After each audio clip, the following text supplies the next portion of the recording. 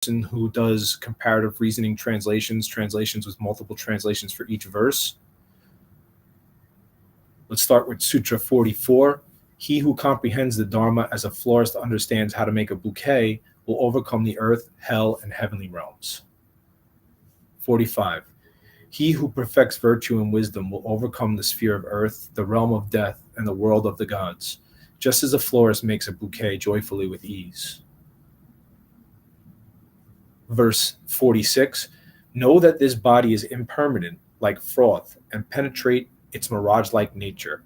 Pull the flowers of sensuality out by the roots and release yourself from the shackles of hell. So each line of this book is literally like an antivirus. Every line is so important, and if you study them, they lead you to a place of less and less suffering. It's very important what you put your mind in. You can see the picture here. Here's the Buddha, and he's focused on this right here, which is basically all of eternity, the soul and all of existence. So his soul is one with everything. And then right here you have the death and then the beautiful woman. So you're looking at the beautiful woman and you're not seeing the death. But the Buddha always focused here, so he couldn't get pulled back into samsara anymore.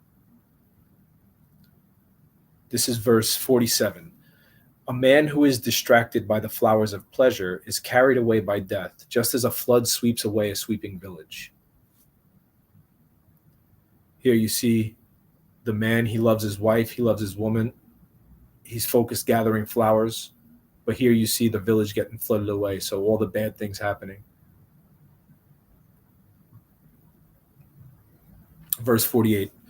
One who only picks the flowers of pleasure, whose heart is attached to sensual desires, is subdued by the end maker while he was still unsatisfied. So there is a very potent death practice, death meditation that you do, where you focus on the moment of death. And when you're constantly chasing pleasure, when you die unsatisfied. Everything is addiction almost. So there's levels of addiction from substances all the way to television, to food, to sex. But really, as soon as you like anything, I mean, you could walk into a museum and like a piece of art. As soon as you like something, you want more of it. So a like and a dislike aren't just a like and a dislike. They lead you onto other things. They fetter your soul. 49. Just as a bee gathers pollen from a flower for honey, let the sage cause no harm while passing through or dwelling in a village. So this here, I did this for some time when I was up in the mountains. Every time I would pass through a village, I would be very, very careful. And if you do this, you don't make any problems for yourself. If you're not careful when you pass through the village, you end up making problems for yourself. So if you're mindful, skillful, and compassionate, you don't cause any bad karma. Verse 50. Do not look for faults in others, nor examine their good and bad deeds. Instead, study the acts that you have and have not done, that you have done and have not done. I got to fix that in my book right there, verse 50. So this here, the more we're looking at other people's faults, the less we see our own. So Jesus says, take the dirt out of your own eye before you take the speck of dirt out of your own eye before you take it out of somebody else's eye. So the Buddha says the same thing. Focus on yourself, not the faults of others. There's definitely different levels, and I'm definitely one for constructive criticism. And the Dalai Lama says that you should be 80% positive reinforcement, 20% constructive criticism. But perfect yourself first and be careful who you do it. The Bible says if you're dirty, if someone's dirty, let them be dirty. The Buddha says mastering other people is nothing. Mastering yourself is everything. 51. Just like some flowers do not have scent, a well-spoken word that is not carried out bears no fruit. So here, perfect example, when you're studying the Dharma here, if you don't take it, embody it, and put it into action, it bears no fruit. I was told just today, embody your philosophy. Don't just teach it, embody it. And embodying your philosophy is a lot more challenging than just reading it and preaching it. Verse 52. Just like some flowers have pleasant scent, a well-spoken word that is carried out properly may bear fruit. So if you take in these teachings and then you embody them, then they bear fruit. And here you can see, here's the Buddha sitting in the middle, and here's his enlightenment, and all the butterflies and people around him, the people are being very nice to him. So he's embodying his philosophy, and this is the karma that happens from it. Verse 53. As from a heap of flowers many garlands can be made, so too many good deeds can be done by one born in a human body. So the average human lifespan is somewhere between 70 and 86 years old. I know it went down in America, but if you're a yogi and a high level practitioner, you could even live upwards to 120 years old. If you're into alchemy, maybe even more than that. I'm not going to say numbers past that because then people go, okay. But here you see, here's the Buddha, here's this guy making garland. And then just like he's putting all these flowers on there, you have all these good deeds that the Buddha did. Verse 54.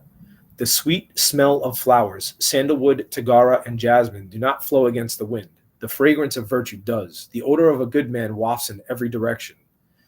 So if you're pure, you smell good. If you're sexually active, your armpits actually release a different type of hormone or chemical. So you might notice a difference in how you smell after you have sex or some kind of sexual activity. So when you're completely virtuous and pure, that actually gives off energy that is, like the Buddha said, sweeter than the smell of tagara or sandalwood. Verse 55. There are the scents of sandalwood, rose, lotus, and jasmine, but the scent of goodness surpasses all scents. Verse 56. Faint is the scent of lavender and sandalwood compared to the fragrance of a good person whose fragrance is supreme and rises to God. So here I have God. It says God, the gods. See, the thing is when you start saying God, you have all these Buddhists who start going, oh, Buddha didn't say there is God. The Buddha kept quiet about it because he was one with God. When you look at his little halo, that is God. Like, the whole idea is when you're in nirvana, you do your universal meditation, which is focusing your mind on the universe and its continual change, eliminating yourself from short-sightedness and closed-mindedness. And also you have death meditation and then meditation on consciousness. So when your soul is released and one with all of existence, when it no longer has any more fetters and you've climbed the ladder of wisdom and purity up to full enlightenment, you're actually one with God. In Taoism, we meditate on where the energy comes from. And I'm also a high-level practitioner, breatharian, solaritarian. So I've been practicing for 4 years now, getting my energy from the sun. And when I was in my van for the winter, I didn't get as much sun and I got the white marks on my fingernails and I was having plenty of calcium. As soon as I went out into the sun, the white mark on my fingernails went. So it's actually proven that the sun gives you vitamin D. So as I practice getting energy from the sun and sit outside and practice my Qigong meditations, if you follow all the energy to the source, the sunlight, the air, the wind, it all goes back to God. So you're meditating on the source of everything. And God is omnipresent, but he's also beginningless and endless.